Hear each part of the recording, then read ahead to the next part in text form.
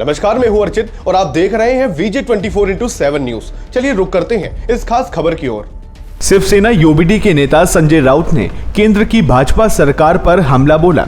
उन्होंने कहा कि देश की जनता ने अहंकार को रोक दिया है। लोकतंत्र में जनता ही जनार्दन होती है। उन्होंने चुनाव अधिकारियों को डरा धमकाकर कई लोकसभा सीटों पर जीतने का आरोप बीजेपी पर लगाया है। संजय राउत ने कहा, जनता जनार्दन होती है, जनता ही लोकतंत्र का भगवान है। आपने यानी बीजेपी ने भगवान के सामने कुछ सीटों की चोरी की है। लगभग 30 से अधिक सीटें हैं जहां बीजेपी हार गई, लेकिन चुनाव अधिकारियों को डरा धमकाकर जीत हासिल की है। यह मामला कोर्ट में जाएगा।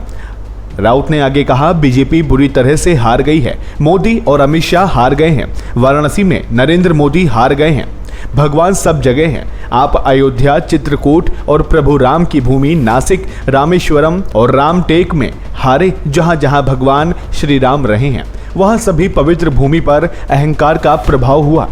संजय राउत ने कहा, रावण अहंकारी था, इसलिए भगवान श्री राम ने उसका वध किया। आज वही अहंकार राम के नाम पर चल रहा था।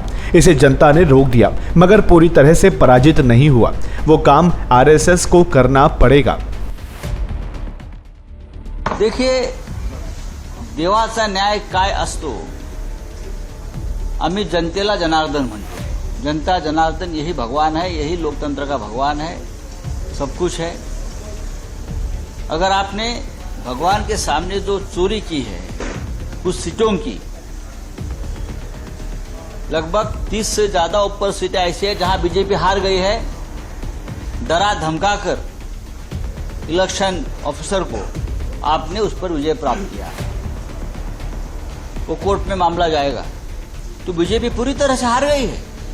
मोदी जी हार गए हैं, अमित शाह हार गए हैं, वाराणसी में नरेंद्र मोदी हार गए हैं